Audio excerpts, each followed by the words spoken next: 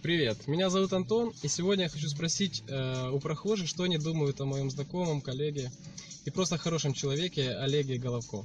Поехали. У него есть бизнес онлайн. Он в трудную минуту придет на помощь. Он женат, и у него 2 прекрасные дочки. Олег – успешный онлайн-предприниматель. Это просто хороший и успешный человек.